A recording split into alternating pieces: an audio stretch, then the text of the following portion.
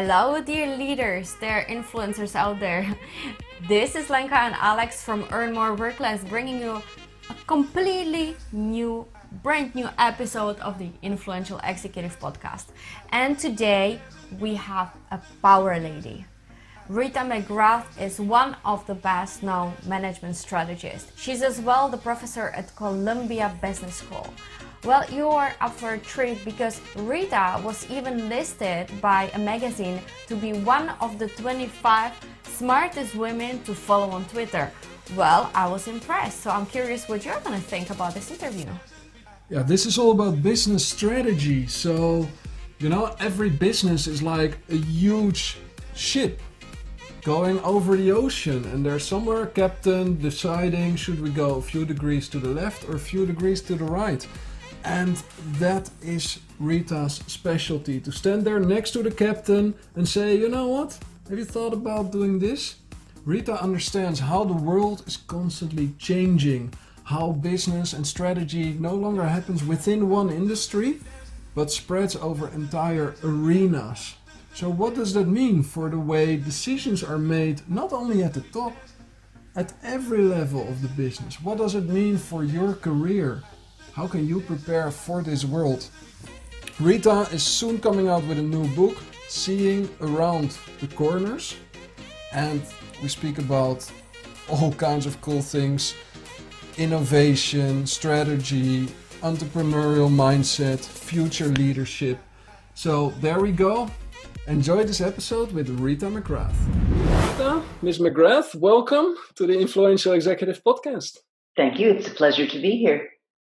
We are very excited about this interview because you operate in the center of business at Columbia University. That's what I hear in your speeches.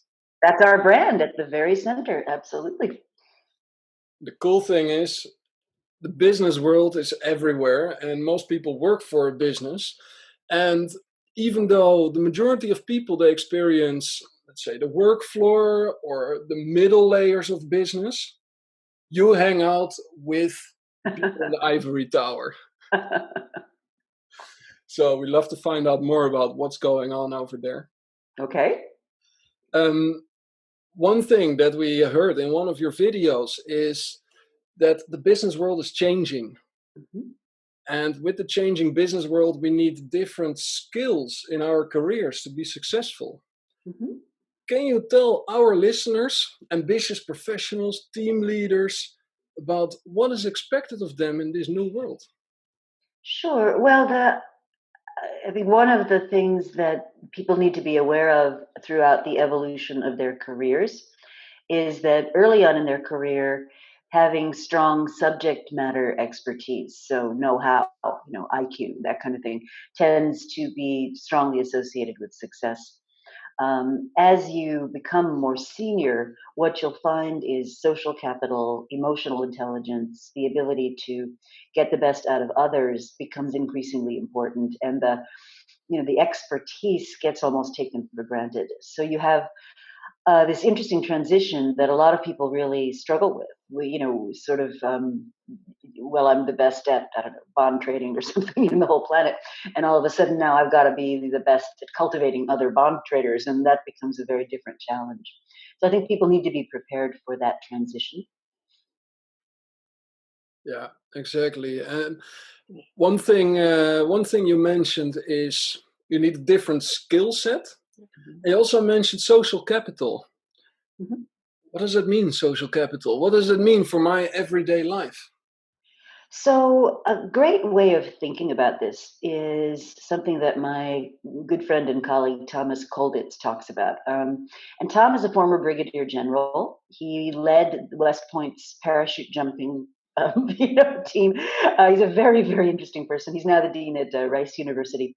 But he makes a distinction between peacetime CEOs, as it were, and wartime CEOs, following on some observations that were made by Ben Horowitz, who's a very famous entrepreneur, venture capitalist, wrote a great book called The Hard Thing About Hard Things. And what Tom will tell you, he said, is, in peacetime, people will put up with all kinds of horrible, ineffective, poorly managed leaders, because things are going well. So, as long as things are going well, it kind of doesn't almost matter. When you're in wartime, however, and then in a business context, what that means is you've got a setback, you've got, something unexpected happens, you've got a transition in your business. That requires wartime leadership. And the thing about wartime leadership is that you need to have built up the capability before it's needed. And Tom wrote a great book called In Extremis Leadership. And as he puts it, what he was interested in studying was something kind of different than what most management books study. So most management books study people that got themselves into trouble, and then maybe they got out or maybe they didn't. So a lot of the great management books, Jack Welch turning around GE, or Alan Mullally turning around Ford, and they're all great stories, right? But what Tom will tell you, he said, these are crisis amateurs. These are people who got into trouble, and maybe they got out or maybe they didn't. What he was interested in studying was people who were crisis professionals. They knew they were going into dangerous situations and prepared themselves accordingly. And what he will tell you is one of the requirements of leading in environments like that is people have to feel that they can trust you, that they can trust you in a situation which is complex and difficult. And so when I talk about social capital, it's that notion that I've had repeated interactions with you. You can count on me. My behavior is consistent. And let me give an illustration of what that looks like. So you may remember about 2-3 years ago, Microsoft released this artificial intelligence chatbot. She was supposed to be sort of this teenage girl, and her name was Tay, and she was released into Twitter. And the idea was to just experiment with, what did artificial intelligence mean for natural interactions with other human beings, right? So if you sent Tay a message, what Microsoft thought would happen would be, you'd say, oh, Tay, I had fried eggs for breakfast. And she'd say, oh, wow, I love fried eggs, or whatever that was, right? Just sort of interact in, so the next generation of computing. Well, unfortunately, Twitter's can be a pretty awful place. And within about 24 hours, Twitter users had basically trained Tay to be a racist, a misogynist, just the worst of humanity was coming out of her virtual mouth. And so Microsoft pulled the experiment, and it was hugely embarrassing. And everybody was sort of saying, ha, ha, ha, Microsoft, what a stupid thing to do. But what Satya Nadella, who is the CEO of Microsoft, did that I thought was really, just illustrative of this way of leading, was he sent the team a note, and he said, well, that didn't go the way we expected, but it was a really interesting experiment. I think we'll learn a lot, and I've got your back. Don't worry. Try the next thing. And what I think that does for people is, they knew it didn't go the way they'd hoped, so it wasn't like a success. But on the other hand, it was a very rich in learning failure. They learned what happened when you put an unprotected, innocent enough chatbot in the middle of the worst of humanity. And so now they're talk a lot about artificial intelligence, right? And so, from that disappointment comes a lot of very rich learning. But also, Nadella made absolutely sure that the human side of it, that these people wouldn't be deterred from being willing to try again. Yeah, I really like that. I just have a question, because you are in the center of a huge university and a center of business. Is it something that you help your students to develop, these skills that will help them to cope with pressure and with crisis? Sure.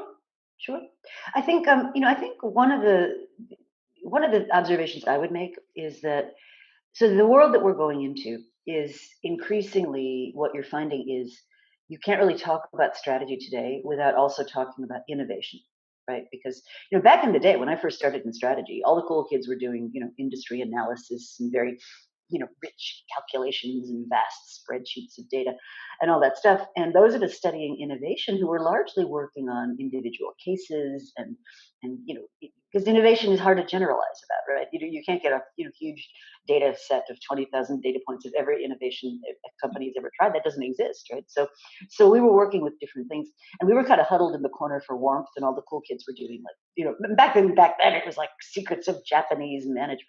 Oh my God. Anyway, so what's happened in the intervening years is competitive cycles have moved more quickly and advantages have become shorter. is that you find you have to innovate continuously because your old advantages are fading away and your new ones have yet to be created. So strategy and innovation are really coming together. And then increasingly, innovation has a digital overlay on it in some way. There's almost nothing that you can do with respect to innovation that doesn't have some kind of digital component. And here's where this passes into the university. We don't train people for that world. The world that we've trained people for is, the world of conventional business strategy, where what you're Mhm. looking to do is create a sustainable competitive advantage, and the goal is efficiency and multi-market competition and all that kind of thing. But the I think the world that we're moving into requires this different understanding of what's going on, and people aren't prepared. So what I find a lot is people come into our classes just, they know things are changing. They know there's something different going on. They're deeply uneasy about it and they don't know what to do. They don't even know what to call it. And it was interesting. I was talking to my partner, in fact, just yesterday about this. And we were trying to puzzle out, what is it that we do with our clients that's unique? And I think it's that we've lived in that world, that innovation, digital, strategic nexus for so long that to us it's very comfortable. And when people see that, they're like, oh, those people kind of know where we're going. And I think the helpful thing is once you break it down and decode it, it's not so scary at all. It's just different. It's just a different way of living. And to go back to the Tay example, right? In a world where you've got to be experimenting and you've got to be trying new things, yes, it was a disappointment, but it wasn't like a stupid failure. It was something low cost. I mean, it was embarrassing, but it didn't cost a lot of money, and low risk, basically. And an experiment to try to learn something about something that could be really important in the future. And of course, artificial intelligence for Microsoft has got to be central to their agenda. So, to me, that would be an example of something that in the world we live in, the sort of Mhm. innovative digital world, fine, it's fine. In the world where, oh my God, you make a mistake, you're going to get shot for it, that it's not fine, and that's a different environment. Yeah, we're way past that. And we see the huge power in shifting your focus from the outcome to the process. And now, Mm-hmm. when the goal not becomes to achieve some massive success, but when the goal is to learn, Mm-hmm. everything changes. Mm-hmm. You start to see work as a series of experiments. Mm-hmm. And as long as you reflect on what works, do more of that. What doesn't work, either fix it or stop doing it. Right, Now you right, create this cycle of continuous growth inside of your organization. absolutely, And it can absolutely. basically be done in all layers, at the top, in the middle, Mm-hmm. and on the executive work floor. Yeah, and it can be really fun. I mean, I think people get so frightened by the unknown that they forget this can be super exhilarating. It can be really enjoyable, I'm really curious, Rita. How did you get to business strategies? Like, when did you get passionate about it? Really, it started with my first few roles out of university. I was very interested in the public sector. Mm-hmm. And so I was interested in politics, I was interested in government. And one of my early assignments was digitizing, essentially, back in the day, in a very primitive way, digitizing the activities of government agencies. And that got me very interested in large scale organizational change because to take a manual process and make it digital, it's not just digitizing something people are already doing, it's really rethinking how work gets done, what Yeah. the roles are, the power relationships change, and all that kind of thing. So that got me interested in large scale organizational change. And then when I decided to go back to get my PhD, which I did at the Wharton School, the University of Pennsylvania, I found a home in the Entrepreneurial Center there, which was run by my longtime colleague, Ian McMillan. And he wanted to know what I was interested in studying. And I said, well, I'd be really interested in implementation and large scale organizational change. And he said, well, that's pretty dull. Of course, today we think this is super, super, hot. But back in the day, he said, well, it's pretty dull. Tell you what, why don't we think about that set of activities in the context of corporate venturing and strategy? And I reflected on it and I was like, fine with me. It could have been digitization. It could have been any number of things. And then what happened was kind of a stroke of luck. We got a 3-year grant from Citigroup to do case studies of a whole series of their corporate ventures. And what was particularly brave about this particular study was they wanted us to study both the successes, the ones that had been huge successes, but also the ones that hadn't worked out, and to try to deeply understand on a case-based level what made the difference. What separated out seemingly attractive businesses that at the outset you couldn't have told whether they were going to be successful or not. What separated them out? And that was hundreds of interviews and people being delightfully candid, about what happened, because it was all confidential, of course. And we studied 23 of them in real depth, and that really was the tipping point for me. I said, this is just absolutely fascinating stuff. And I learned to do interviews, and I learned to do field research, and that was the beginning of where it's taken me.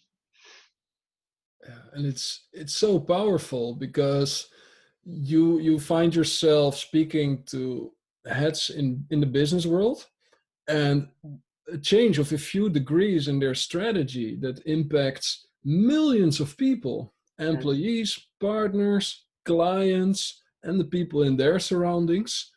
And it can be just one idea, one simple idea, one small decision that makes all that impact. Yeah, the way I think about, the senior most people, and increasingly it's not about telling people what to do, right? It's more about putting in place motion. You can almost think of it like, you drop a pebble in a still water and it has these rings that go out. And increasingly what leaders are doing is shaping those conditions so that you're you're not saying, oh, do this, do that, here are your marching orders. You're saying, here's generally where we want to get to, right? Here's the goal. Let's be clear about that. Let's be clear about how we're going to measure success. But, I'm kind of open to how you design the outcome. I mean, a great example of this that's going on right now, and you talk about small things that can have a big impact, is the investment firm BlackRock. And their CEO, Larry Fink, has put in his annual letter to his investees and shareholders, he said, we need to be thinking more about purpose, and we need to be thinking about corporations as good corporate citizens. We need to be thinking about all the stakeholders, not just shareholders. And this is a guy who's a major shareholder, so this is pretty remarkable. And he said, we need, we want to invest for the long term. And short-term profit-taking is not going to get us there. So we, BlackRock, are interested in understanding how you, CEO, are going to make a sustainable company. And I don't mean that in the environmental sense, although that's part of it, but sustainable in your communities, sustainable with your people, sustainable in terms of giving back to the society that gave you the resources to be so successful. Now, notice he's not telling them what to do. What he's saying is, these are the outcomes I'm interested in, and I'm very interested in hearing about how you're going to achieve those goals. Yeah, and it's about treating your team like a set of champions, like a coach treats their the sports team. They are the talented superstars. Right. So of course, there's some work to be done in shaping the environment, and then, let the team do the magic. This is brilliant, especially for us millennials, to hear that purpose is on the agenda of one of the major investment firms. Good things will come from that. Well, I think it's a potential turning point. I think we've gone way too far over on the side of financialization and this notion that corporations are supposed to be run only for their shareholders. That's an insane idea. Thank you. It is, and the reason it's an insane idea is that many people have a stake in corporations, and saying, just because I gave you some money, now I'm entitled to the benefit of long hours and social commitments and community efforts to make the place a great place, and efforts to educate your workforce, and to just say I have no responsibility for any of that. I'm just going to reap the rewards of it and hand it over to a bunch of people who maybe hold my stock for 4 days. That's just why did we think that was such a great idea? I just, and it got very popular in the 80s. And in fact, it was business schools in part that were responsible for popularizing it. But it's a very lopsided view of what companies are there to do. And I think it's an excuse. If you don't want to undertake the difficult work of really building a community of, as you said, team players that are true to all of their shareholders, that understand many parties made a contribution to the success that you have, and it's part of your responsibility to keep that cycle going. If you're the kind of CEO who doesn't want to deal with all that complexity, well, increased shareholder returns becomes a very easy out, right? And I just think we are starting to see the backlash against that, thankfully. Yeah, and indeed, well, sometimes you need to hit a wall to finally stop and calm down and zoom out, see the bigger picture. I think a lot of it has been short-term thinking. And now that some red flags start to pop up, for example, in the environment and the allocation of wealth and all of this, it gets us to stop and think and look at the bigger picture of, hey, what are we doing here together on this planet? And for how long do we want to continue? The reality is that, corporations, people that are very wealthy, they live in an institutional context. And relative to the bulk of humanity, there are, few of them. And what I think people are starting to realize is, the metaphorical pitchforks are out. And you're not going to be given a license to operate by society in this way if the vast majority of people feel it's not an equitable arrangement. Yeah, exactly. So now we're going to make some change happen. And you mentioned in an interview, I think it was 2014, that the 3 key strategic challenges on CEO level were: 1, to find the leaders of the future. So talent development. The second one is business growth. So how do we further grow the business? And the third one, I just had it.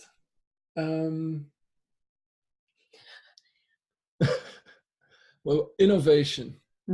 How do we keep innovating? Those are the 3 big questions on the minds of the CEOs. Is it still the case now, 5 years later?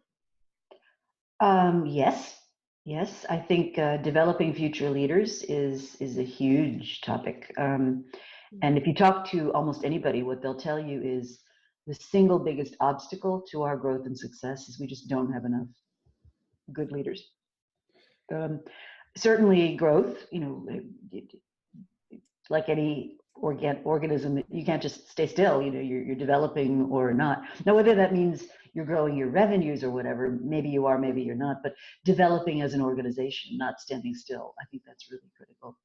And certainly innovation, I think where we are with innovation, I think we're past the stage where people need to be convinced it's important. So there's awareness out there now. But where I think we are, unfortunately, in many cases, is what I call innovation theater. So people know innovation is important. It's on the agenda. Okay, well, what do we do? Okay, we're gonna take all the senior team and we're gonna put them in an airplane. We're gonna send them off to Silicon Valley. They're gonna ride around on the Google bikes and they're gonna get a Facebook sign and all that stuff. And they're gonna drink coffee in Palo Alto and they're gonna hear about the entrepreneurial ecosystem, and that's great.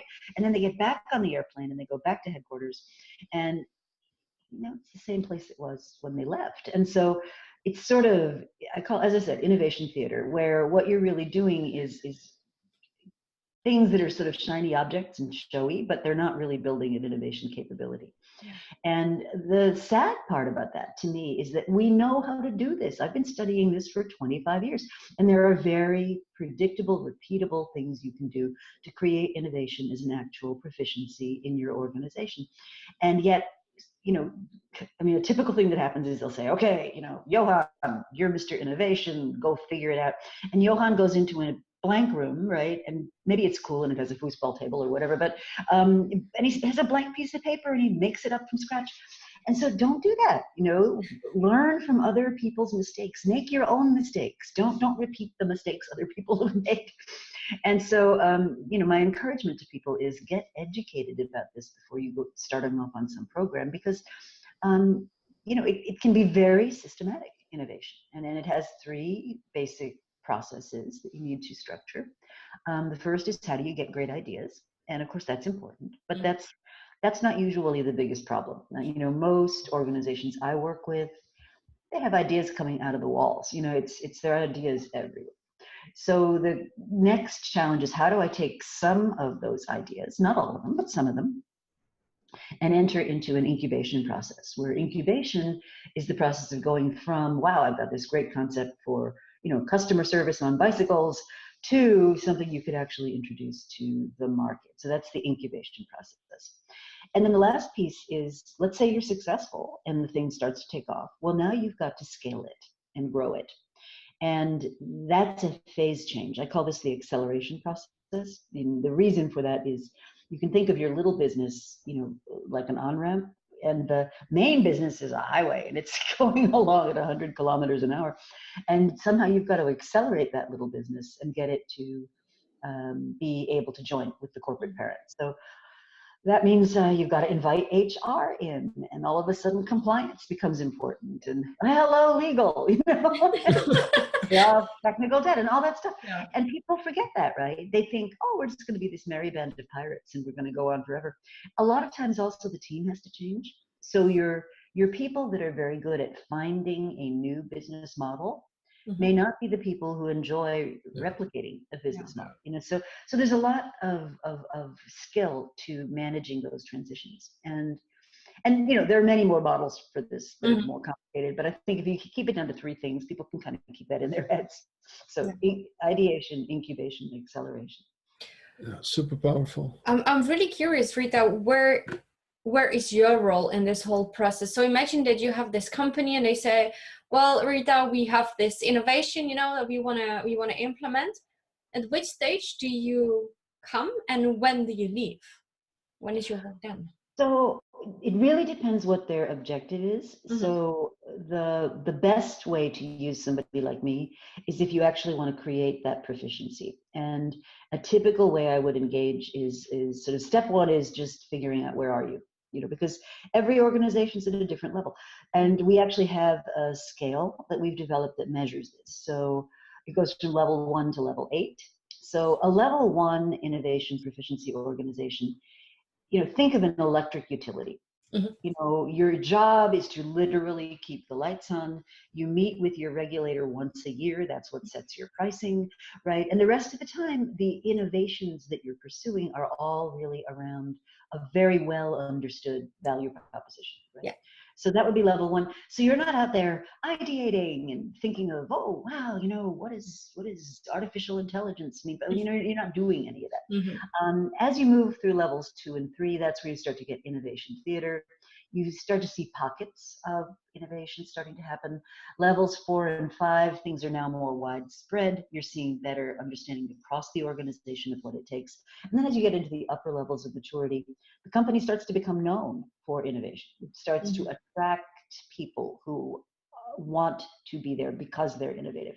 It starts to be seen as a case study and that kind of thing. So the first step is really, where are you? And then the after that initial diagnosis, it's then, okay, if we were to pick 2 or 3 really high impact next steps, what would those look like?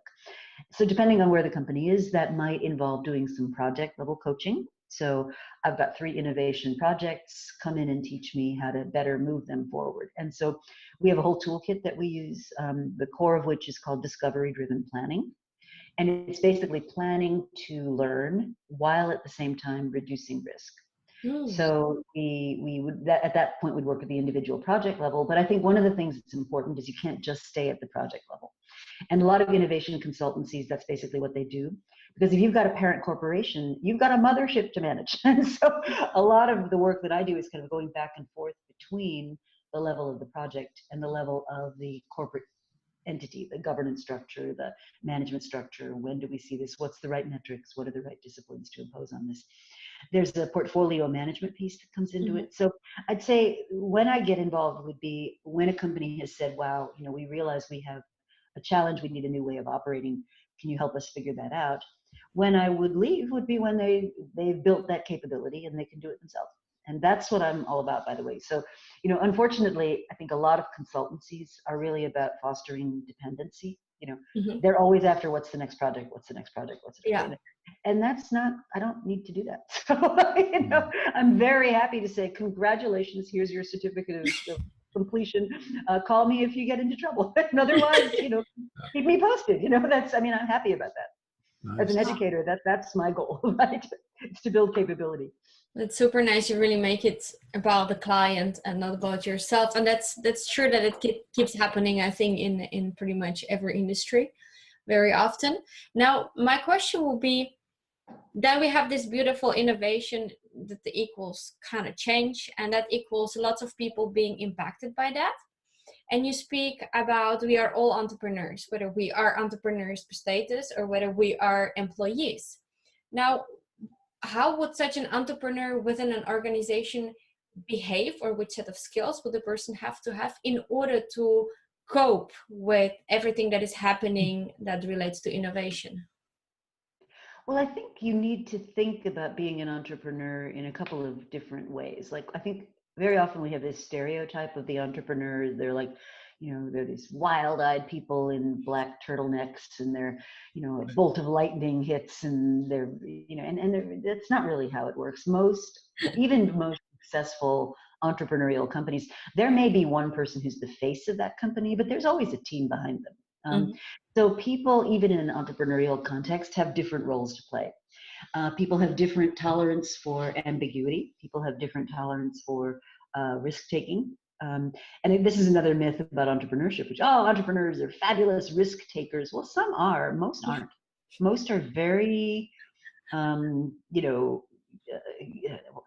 careful is the wrong word.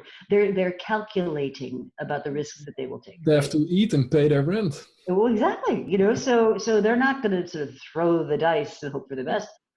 They've got a process for it. So when I say we're all entrepreneurs now, what I'm encouraging people to do is have enough self-awareness that they can be comfortable with the risks that are right for them, but also know where they can add value. So, if I'm the sort of person who's really uncomfortable with very ambiguous situations, let's just say I just am. Like, I like to have a very carefully defined environment. I like to know what my goals are.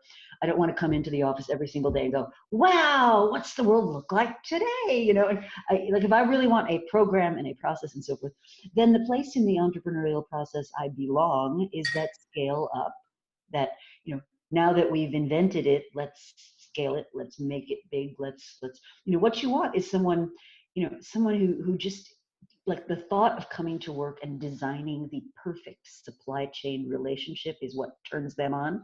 That's the kind of person you need in that phase of the entrepreneurial cycle, right? And I think, and that's just as entrepreneurial. I mean, inventing a really robust world-class supply chain, that's what made Walmart what Walmart, right? Yeah. It's not that it's not entrepreneurial. It's just not kind of inventing the whole idea. So I think, even if you look at Amazon, which is, of course, very entrepreneurial, but a lot of their innovations are getting friction out of the system, right? So why should a customer have to click 3 times? Let's see if we can help them to click once. Right? Well, that's not coming up with a whole new concept, but it's very innovative and very entrepreneurial when you think about that. It's just not as completely unbounded as something which is like take a blank sheet of paper sort of thing. Yeah, I love that. That's where you make operational excellence into a competitive advantage. Absolutely.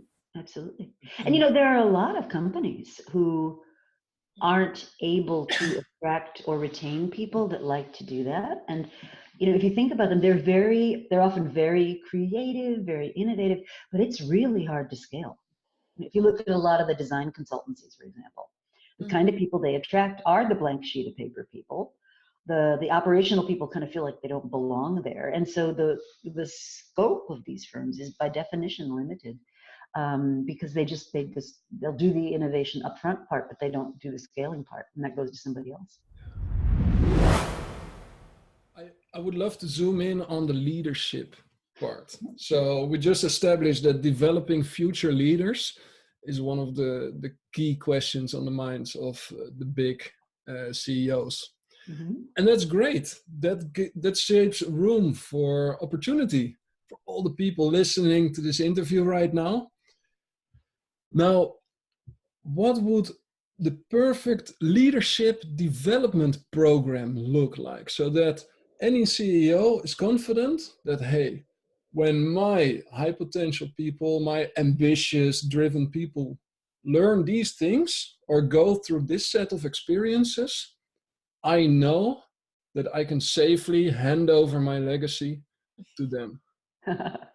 Well, the first conclusion from research on this is that the people that are ultimately best prepared to take over at the top are people who have had a variety of experiences and exposures. And so instead of their careers looking like career ladders, they look much more like career zigzags. And many times you'll see them take a move that's, in strictly speaking, a lateral move. So, maybe I was, a something or other in marketing, and I took a lateral move over to operations to learn that. Or maybe I was in consumer products and I took a lateral move over into industrial.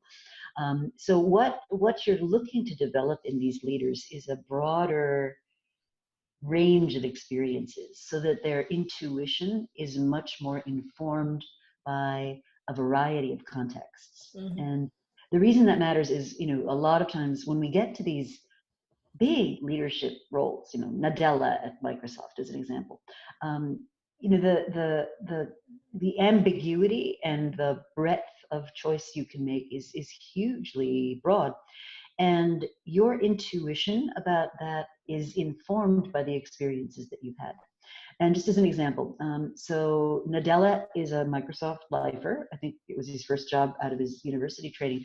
So, technically he doesn't have the breadth of seeing a whole lot of other industries. However, one of the development experiences he had was he was given permission to shadow Reed Hastings of Netflix.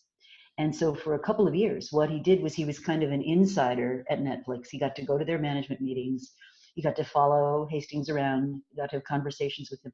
And so even though he's a Microsoft lifer, he had this rich, deep exposure to a completely different environment and culture, which he would say today really helped him think about, some of the challenges he felt when he was in that blank sheet of paper world, and like, where am I going to steer this company going forward?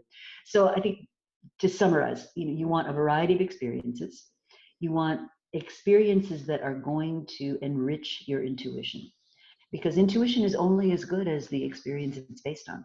You can have a lot of intuition, but if you don't have relevant experience, and this is where a lot of CEOs go wrong, right? They say, oh, I trust my gut. Well, that's great. Trust your gut if your gut is smart. But if your gut has had no experience to the environment that you're trying to make a decision about, it's not going to be a good guide. So you want to have some kind of double check. Like, I don't know if intuition, I don't really connect intuition that much to information or experiences that I collected. But how I understood it is that, like, my intuition is something that I intuitively feel is good. And then you want to have the double check with the information, with the experience that I collected to know whether it's a right or wrong decision. Is it something that you were trying to say? Or do you think that intuition is based on the information experiences collected throughout your life? Well, intuition is very advanced pattern recognition. So let me give a couple of examples that my colleagues at Columbia use. So the problem with most of us in life, in most of the decisions that we make, is that we have no way of knowing whether the decision was correct or not, because there's a fundamental disconnect. You can do everything right and have things still go wrong. Yeah. You can do things that are completely stupid and still have a good outcome. So, in normal life, it's very difficult to close that loop, right? So, your spouse says, does this dress make me look fat? Are you going to get accurate information in response to that question? No, you are not. We all know that. So if you think about who, what profession is the very, very best at detecting when someone is lying, right? Detecting when someone is lying. And the answer turns out to be it's customs inspectors. They are superb at detecting when people are lying. Now, the reason for that is they are among the few human beings that have the opportunity to see whether their intuition was correct or not. So every day you process hundreds of people through the customs line, right? Someone looks a little bit twitchy or shaky. You say, excuse me, do you have contraband in that bag? And they say, oh no. And you say, okay, let's just have a look. And what happens is over time, right, you develop this sense for what are the patterns that go together with somebody who's highly likely to have contraband in their bag. And so your error detection rate, improves dramatically. So that's what I mean by intuition. It's having the ability to see those patterns and draw conclusions from them. Now, I'm not saying be fact-free. You know, obviously, you want, if it's a big decision, you want to do your research. You want to have things that are you know, coming together. But I think part of the dilemma of traditional strategy is we have this notion that you can analyze your way to the answer. You know, and this was the era of 3-ring binders and 5-year plans, and you know, here's our industry roadmap and blah blah blah blah. And you know, today it's much harder to do that, right? Instead, strategy making today relies on what's sometimes called abductive reasoning, which is, you know, we're used to deductive reasoning, right? If these facts are true, this also must be true. We're used to inductive reasoning. I see these 3 things, therefore maybe that caused them. Now, abductive reasoning is saying, I've got some data points, and I'm going to infer from those data points what might happen. So it's future oriented. And it's really the way managers think. It's just a fancy way of naming it. But increasingly, you can't analyze your way to what the right answer about the future is, right? You just can't, because the data aren't there yet. So you have to gather what data you can and then make an informed guess. So let's take an example that's playing out right now. You look at a business model like Facebook, right? And I've been saying for probably about a year, maybe even longer, that, you know, there are factors that will undermine, you know, the business model Facebook has created, which is so successful. And you know, you can list them, right? Societal willingness to tolerate data brokering, the increasing knowledge by ordinary consumers of how their information is being used, the willingness of employees to be associated with the brand, and on and on. And so, you know, you can start to say, well, okay, what would be some early warnings that things are really changing? And just, I think it was yesterday, the new governor of California has basically said to the legislature, we need people to have control over their data. We need them to have the right to determine how that data is used. And if somebody's going to use their data, they should have the right to be paid for it. Now that's, you know, a long way from being a law, but the fact that a governor of a major state, by the way, which is Facebook's home state, is willing to go to the public and say, look, this ought to be the game, this ought to be the playing field.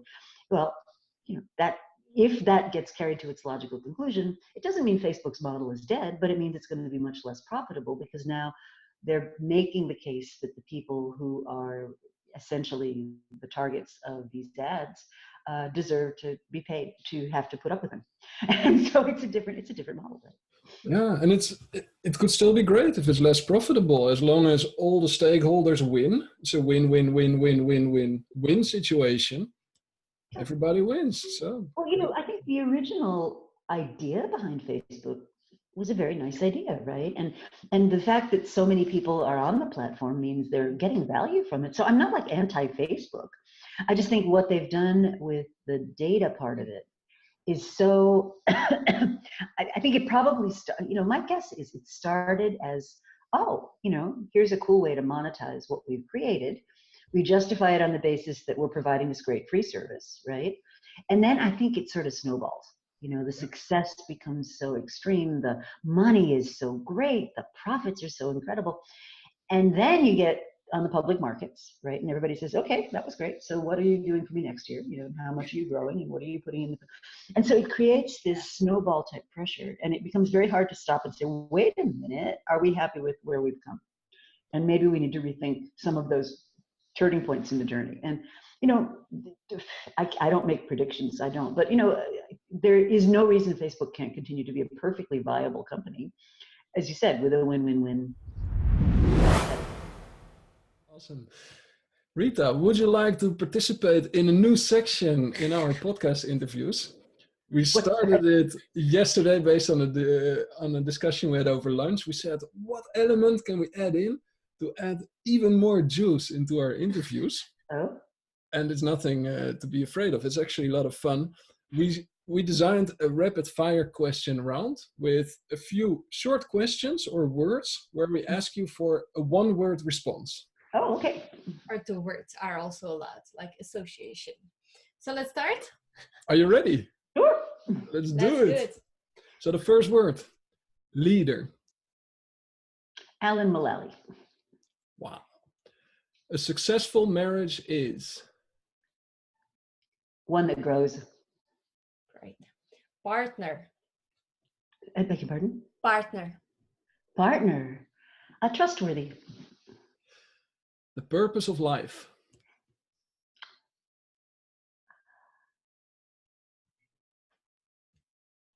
To help others. Contribution.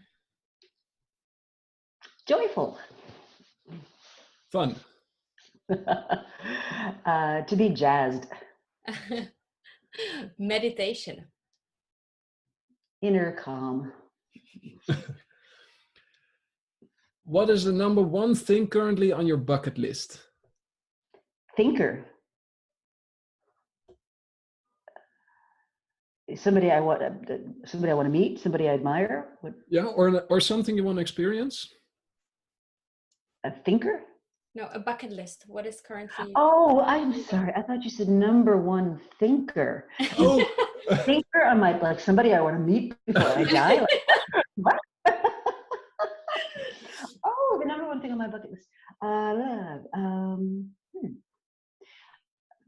It's a longer answer, but it's basically this idea of demystifying innovation. oh, I love that. Cool. What is the best personal development book you ever read?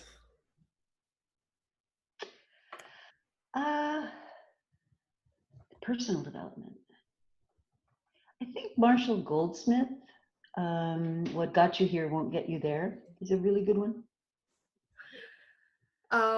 What does come up to mind when I say memory? A long chain, like a river of experiences. Nice. Yeah, like a blockchain. Yeah. Well, think about your life, right? I mean, you are where you are because of this whole river of experiences you've had, each turning point that shapes you. I talk about this in my new book, and the book is called Seeing Around Corners. And you guys might be interested in the last chapter, because what I really talk about is the need to build resilience around inflection points in your own life, and the importance of reflecting on that. And that book is already published, or is it going to be coming out September of 2019?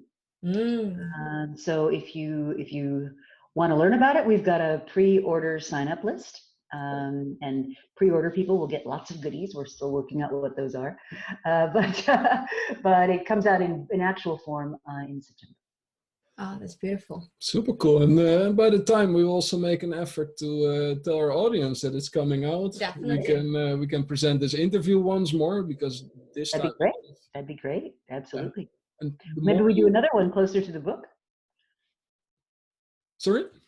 Maybe we do another one closer to the actual launch. That sounds amazing. Okay, for sure. I think more than half of the questions haven't been asked yet. Well, and I'm going to be in Europe right around the time of the book launch. So perhaps I might do a couple of different cities. We'll see. Yeah. That's beautiful. That would be lovely to meet you in person. Now, Rita, for all of those people say, I want to learn more about what Rita does, either they want to work with you or they want to pre-order your book, where they can find you. My website. It is very creatively called ritamcgrath.com. So they can go there. And from there, it'll take you to the book website. I have a monthly newsletter, which is free. People can sign up. You just go to the website and give me your email address. It's very, very easy, and it's free. And each month, what I do, and this might be of interest to your viewers, is I take a different industry or sector and look at it through the lens of strategic inflection points, and ask the question, what's going to change for that sector? How's that going to be different? And then let people kind of speculate about what are some of the issues and shifts that are there. And I've done a whole variety of different sectors. I've done the food business, power generation. This month is about the television and advertising business. So it touches a lot of different sectors, and it's I think people find it interesting. There are also archive copies under news on my website. So if I'm not working on your sector this month, you can go there and see if I've done something on it in the past. Sounds fantastic. Super nice. You do so much. So I have one last rapid fire question. What is your number one hobby? Hobby. Um, Hobby, probably reading and working out. I try to keep a balance around, doing this kind of thing and sort of reflecting and going to the gym and that kind of thing. So that's probably my number one hobby. Yeah. Oh, Exactly. nice. Sounds familiar. And then that's where your new innovative ideas pop up. So you can run back to your desk. Or in the shower afterwards. Yeah. Yeah. Sounds very Most familiar. creative places in the world, I think. Absolutely. Rita, thank you so much for your time, Oh, you're for your open heart, your open mind, and sharing all of your wisdom. I am very excited about the interview that we put together. Good. We are going to edit this, make it nice with introduction music, an intro and outro. And when we're about to publish it, I'll make sure that I'll send you a note. That's great. So that you'll get to tell your audience about this material as well. Delightful. And for now, I wish you a beautiful day. Oh, thank you very much. The storm has passed here in New York, so it's thawing out. Oh, nice. Okay. Well, lovely to chat to you. Bye-bye. Thank you so much. Bye-bye. Bye. So that was really a power hour with Rita. I really enjoyed it and it was so much fun.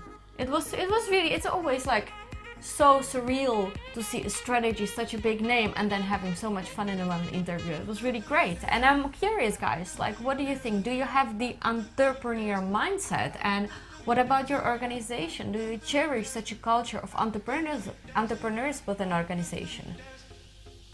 That's the question. Well, we all know now what to do with our careers so that we thrive not only now in the short term, on the long term as well. So I'm sure we're going to speak to Rita again in the future. Yes. We are not done yet picking her brain. We heard her in September 2019. Seeing Around Corners will be published. So I'm sure that we'll be hearing more from her by that time. For now, make sure stay in touch with Rita McGrath on ritamcgrath.com. You can find the link in the show notes. She's also on social media. Rita McGrath. We will share her mention. This episode was again sponsored by Earn More, Work Less. We give superpowers to your team. How does your team become less stressed, more focused, more structured, so that you achieve much more with the same resources you have today? So that you have fun and you have beautiful experiences, because life is not only about work. Life is about creating beautiful experiences. That's right. Many people optimize only one area of their life. We help you and your team to optimize the total picture so that we get the best results for everybody involved. That's the most beautiful puzzle there is for us to solve. So that's the puzzle we've been working on and that we work on every day with our clients. EarnMoreWorkless.com to find out more. That's it for now. Let's all go out, make it a productive and fun day, and see you next week for another episode of The Influential Executive.